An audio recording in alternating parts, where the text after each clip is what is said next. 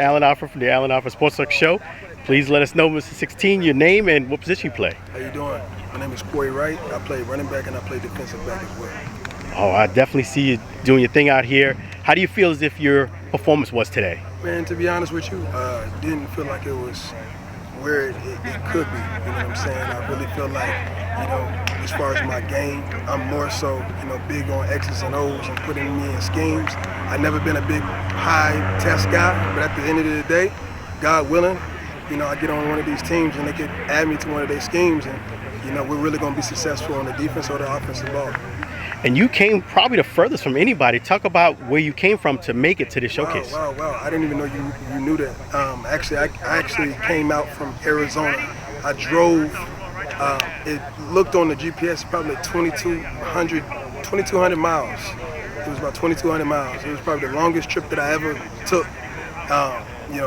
And to be honest with you, when I got here at 7:20, I was on the field at 7:20. I haven't got any type of sleep, but it was definitely something that I'm gonna look back and say that it was worth it because this opportunity, you don't get this opportunity every day. You know what I'm saying? When you get a chance to have a league that accepts not only guys just coming out of college, but also guys who are trying to rebirth their careers. So this is a major opportunity, and I'll take the trip again if I have to.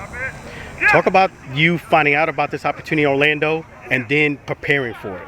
Well, I had I'll say a diamond in the rough as far as in this coaching staff by the name of Russ Shiplett, and he let me know after the first workout.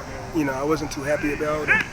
Yeah, let me know that Orlando we have a big type of showcase coming up, in not only here but also in San Diego coming up in the coming weeks. And so he just told me to make sure I come out, but at the same token, as far as skill, showing the skill set, showing what I have to give as far as from the defensive standpoint as a defensive back or from running back, he said that was the biggest thing that he wanted me to show. He didn't want me to just come out and just do the test. So the drills is the biggest thing that I'm banking on. Yeah. Are you preparing to go to the San Diego Showcase too? Yes, sir. Actually, I'm going to be training with one of my trainers down here for probably like 3 to 4 or 5 days, maybe even 2 weeks, and then I'm driving back out to Arizona, and I'm obviously going to be training with my trainer there, and then I will be going to the showcase in San Diego. Yeah, that takes a lot of adrenaline to do that type of drive and be out in the field. Yeah. That really shows people how bad you want it. Talk about how bad you want to make it. First things first, man. Everything starts with God, and firm believer in Jesus Christ. And I'm sorry that I didn't even mention that the first thing that came out of my mouth. But I'm a firm believer in Christ, and I believe that, if it's not, necessarily playing the game, coaching, being around the kids, podcast, something, to give back to the community. Because a lot of times the game has us in a chokehold. There's a lot of different things that I could be able to talk about, but as far as right now, we're talking about playing. So I do look to taking the XFL and furthering my playing career and even a higher professional league, that being the NFL. And just tell people a little bit about your background in football. How long you've been playing? Man, I've been playing football since I was 7 years old. My brother, 2 years older than me, it was one time I didn't play on his team, but I always played up because I was too heavy. And so me and him always was like iron and sharper than iron. And, I played ever since, and I stopped in middle school because what I wanted to do was take time and kind of learn from the older cats. They said 6th graders wasn't allowed to play with the 7th and 8th. So I just took that time just being around the team. And ever since then, I've just been playing. I finished my career at Adams State University. I'll save that experience for another time. But also got a chance to play with a couple other leagues. I'm not going to give them no film time, but let's just say that I played with a couple other leagues. And, now I'm here. I'm at the XFL. And to be honest with you, it doesn't get me anything better than this. Yeah, and just last but not least, talk about the XFL as a league, giving someone who like yourself this opportunity. Man, XFL is so great giving me this opportunity.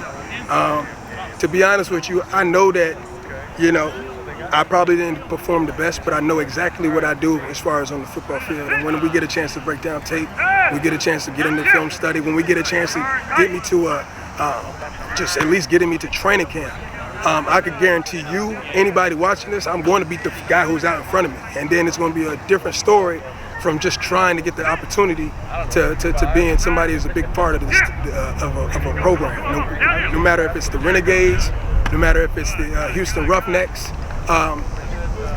There's an Orlando team, there's a San Antonio team, there's a lot of teams, but at the same token, all I need to know is, what's that playbook, and give me a chance to dissect what we do and help better our identity on a defense or on an offense standpoint. So that's what I'm here for.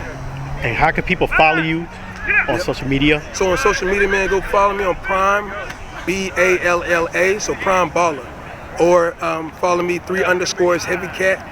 Heavy Cat, 3_, my fault. That's if you want to get into my training, if you want to get into the podcast, that's where you're going to be following me there. I still got a lot to do on my social media standpoint. I've been too busy trying to take care of my game. And obviously, we got to pay bills, so I got a job as well.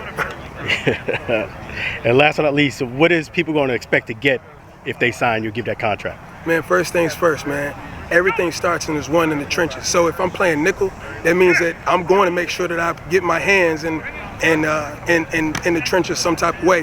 Wherever they want me to blitz off the edge, wherever they want me to be able to be a hybrid, and be able to say, okay, you know what? Let's move this guy into the middle. If we need to play some Tampa 2, we got a guy who can cover, but at the same token, come fill the hole. Then we got the guy who can potentially be a deep third. If I have to go out on an island, I got anybody one-on-one. It's one of those things, but my biggest standpoint is playing just in that window between the quarterback, the tight end, or let's say that wing or a slot receiver out there. It's good for me to be able to be in both fields, to be able to cover the pass, but also be able to stop the run.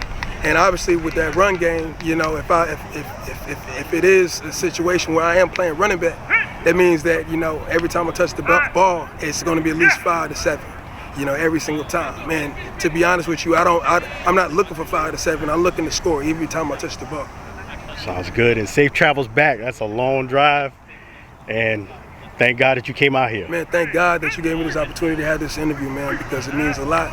Thank you guys who do follow the XFL. My name is Corey Deion Wright, man, and at the end of the day, my dad named me after Deion Sanders. So look, we were looking for some prime time, baby.